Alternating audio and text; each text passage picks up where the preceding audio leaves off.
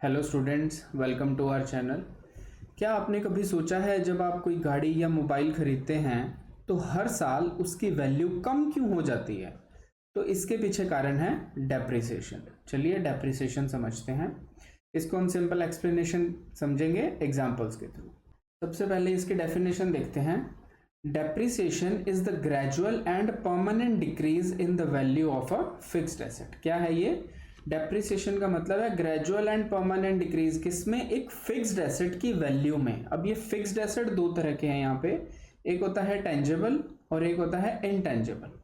Tangible fixed asset का मतलब है ऐसा फिक्स्ड एसेट जिसे आप टच कर सकते हैं, देख सकते हैं, जैसे फर्नीचर, मशीनरी। इनटेंजिबल एसेट में आपने एक पेटेंट खरीदा 10 साल के लिए, ठीक है। आपने जब उसे 5 साल यूज कर लिया तो अब क्या होगा? उसकी जो वैल्यू है वो कम हो जाएगी। तो जो इनटेंजिबल एसेट की वैल्यू कम होती है उसे अमोर्टाइजेशन बोलते हैं। बट जो फिक्स्ड एसेट टेंजिबल हैं, जैसे मशीनरी हो गया, फर्नीचर हो गया, जो ये चीजों की वैल्यू कम होती है टाइम के according, due to wear and tear, या कोई ट्रेंड चेंज हो गया, या वो जो मशीनरी है वो आउटडेटेड हो गई, उसकी वजह से जब उसका वैल्यू कम हो जाती है उसे हम डेप्रिसिएशन बोलते हैं। चलिए थोड़ा डिटेल में समझते हैं इसको।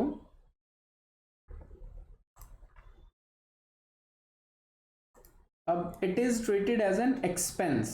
जो डेप्रिसिएशन है वो एक एक्सपेंस, एक खर्चे की तरह अकाउंट्स में ट्रीट किया जाता है, क्योंकि इससे क्या होता है, इससे आपका प्रॉफिट कम हो जाता है। ये कोई आपका लॉस नहीं है, ये एक खर्चा है जो आपका प्रॉफिट को कम कर देता है। अब एग्जाम्पल क्या है इसमें? Machinery, furniture, vehicles, computers, buildings. अब इसमें एक पॉइंट आता है, कहते हैं बिल्डिंग का रेट तो हर बार बढ़ता है, बिल्डिंग्स पे डेप्रिसिएशन लगती है, जो लैंड है उसका रेट हर साल बढ़ता है। तो land is not depreciated because उसकी वैल्यू हर बार इंक्रीज होती है, तो वो डेप्रिशिएट नहीं होती है वैल्यू, वो एप्रिशिएट होती है। बट जो मशीनरी है, फर्नीचर है, व्हीकल्स हैं, कंप्यूटर्स हैं, उनकी वैल्यू हर साल कम होना स्टार्ट हो जाती है, तो उसे बोलते हैं डेप्रिसिएशन।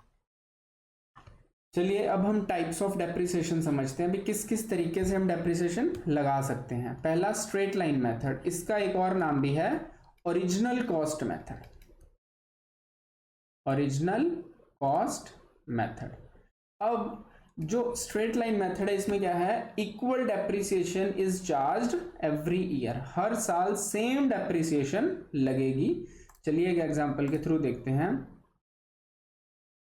जैसे आपने एक मशीन खरीदी 1 लाख रुपए की, ठीक है। Cost of machine is 1 lakh rupees and scrap value is 10,000। अब स्क्रैप वैल्यू क्या है? उसका कबाड़ का रेट। जब आप उसे यूज करेंगे और एक टाइम के बाद वो मशीन यूज होना बंद हो जाएगी तो वो 10,000 की बिक जाएगी, और उसकी यूजफुल लाइफ क्या है? 5 ईयर्स। मतलब ये जो मशीन आपने बाय करी 1 लाख की, इसे आप 5 साल तक यूज कर सकते हैं, या इसकी जो यूजफुल लाइफ है वो 5 साल है। 5 साल के बाद ये मशीन यूज करने लायक नहीं रहेगी और ये 10,000 रुपए के रेट पे स्क्रैप में चली जाएगी। दैट मीन्स अगर हम इसे देखें तो जो आपने 1 लाख वाली मशीन है, उसे 1 लाख वाली मशीन को 5 साल यूज करके कितने रुपए की रहेगी? 10,000 की। तो आपने उसकी कितनी वैल्यू को यूज कर लिया? 90,000 की वैल्यू को आपने यूज कर लिया। 1 लाख माइनस 10,000 इज 90,000, और 90,000 उसकी वैल्यू कितने टाइम में यूज हुई? Divided by 5। दैट मीन्स आपने हर साल उसकी 18,000 रुपए की वैल्यू यूज कर ली, या हम कह सकते हैं उसकी 18, जो मशीन है उसकी 18,000 पर ईयर से वैल्यू कम हो गई, तो इसे बोलते हैं डेप्रिसिएशन पर ईयर 18,000।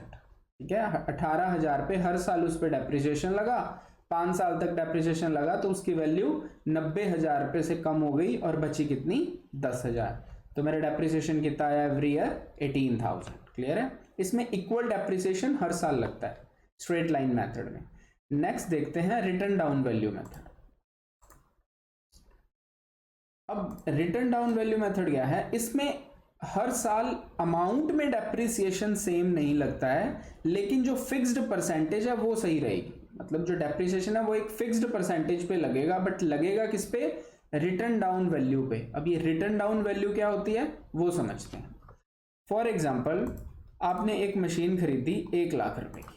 आपने जब एक मशीन खरीदी उसका रेट था 1 लाख रुपीज, और डेप्रिसिएशन लगता है 10% पर ईयर। क्लियर है? हर साल डेप्रिसिएशन कितना लगेगा? 10 साल। अब जब पहला साल आपने मशीन को यूज किया तो डेप्रिसिएशन कितना लगा, 1 लाख की मशीन थी, 10% उसका डेप्रिसिएशन, दैट मीन्स 10,000 उस पर डेप्रिसिएशन लग गया। तो जब शुरू में हमने मशीन खरीदी थी उसकी वैल्यू थी 1 लाख, तो जब पूरा साल हमने यूज करा तो 10,000 रुपये उसकी वैल्यू कम हो गई।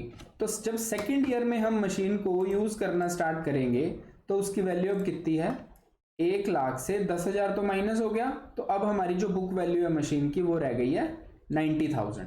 अब अगेन हम जब दूसरा साल यूज करेंगे तो डेप्रिसिएशन का रेट है 10%, वो लगेगा रिटर्न डाउन वैल्यू पे, दैट इज 90,000। तो अब हमारे डेप्रिसिएशन आया 9,000 रुपये। तो अगेन अब इसकी वैल्यू फिर कम हो गई, 90,000 से 9,000 माइनस हुए 81,000। तो अब पहले साल डेप्रिसिएशन लगा था 10,000, दूसरे साल डेप्रिसिएशन लगा 9,000, तो टोटल 19,000 डेप्रिसिएशन 2 साल में लग गया।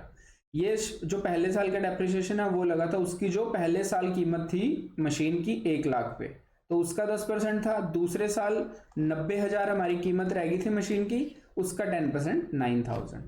तो अब तीसरे साल क्या होगा, तीसरे साल कीमत और कम हो जाएगी, तो 90,000 में से जब 9,000 गए तो अब मशीन की वैल्यू रहेगी 81 का 10% 8100, ठीक है।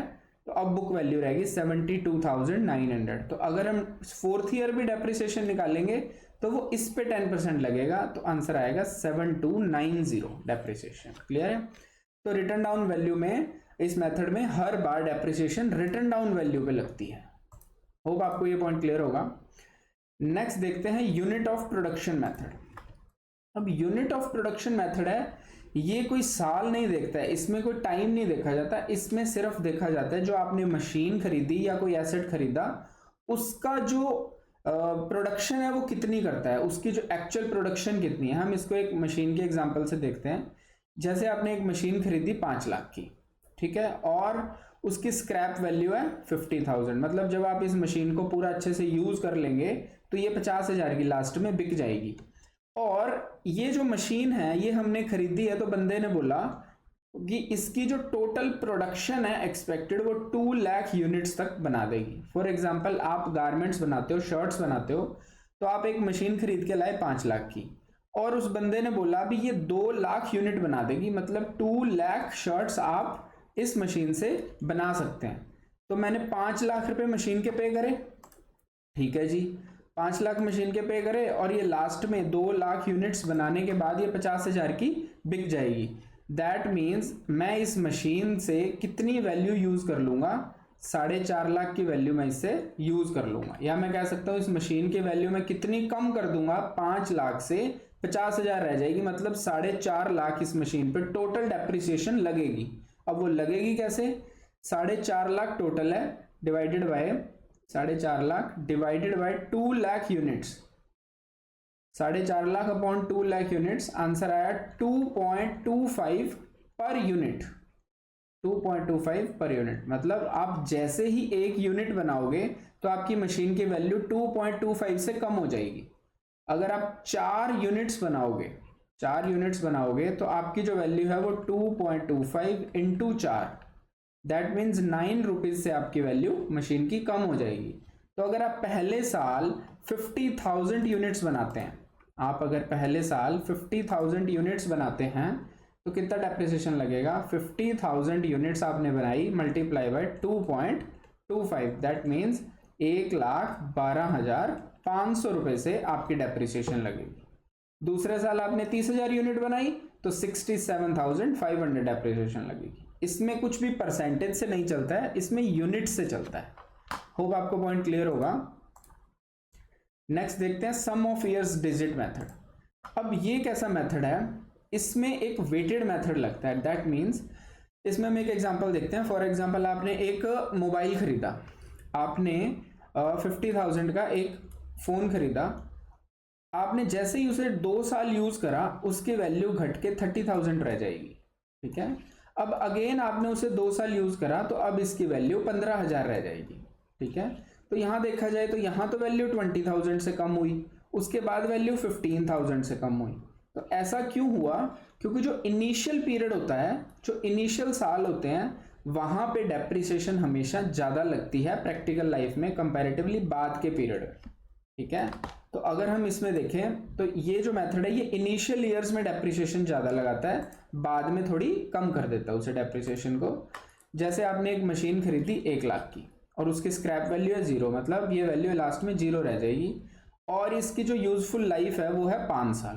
तो हम इन पांचों को ऐड करेंगे, 1 + 2 + 3 + 4 + 5 दैट इज 15। तो जब पहले साल का डेप्रिसिएशन लगेगा, तो पहले साल का डेप्रिसिएशन कैसे लगेगा, आपने 1 लाख की मशीन खरीदी, ठीक है, इनटू अभी जो आप पहले साल डेप्रिसिएशन लगा रहे हो, ये मतलब मशीन 5 साल यूज होगी, मतलब इसमें देखना है साल पड़े कितने आगे, 5 साल पड़े हैं, डिवाइडेड बाय 15 जो इनका टोटल आया था। तो जो पहले साल डेप्रिसिएशन लगेगी वो 33,333 लगेगी। देन जब दूसरे साल की डेप्रिसिएशन लगेगी उसमें अब मशीन 1 साल तो यूज होगी, अब आगे कितने रह गए, 1 2 3 4, 4 साल का डेप्रिसिएशन पेंडिंग है, तो इसमें लगेगा 4/15 इंटू 1 लाख। क्लियर है, तो वो आ गया 26,667। इसी तरह से ऑन ये चलता जाएगा। होप आपको ये मेथड क्लियर होगा। कोई डाउट है तो आप कमेंट्स में पूछ सकते हैं। नेक्स्ट आता है question, why depreciation is important. अब ये डेप्रिसिएशन इंपॉर्टेंट क्यों है वो देखते हैं।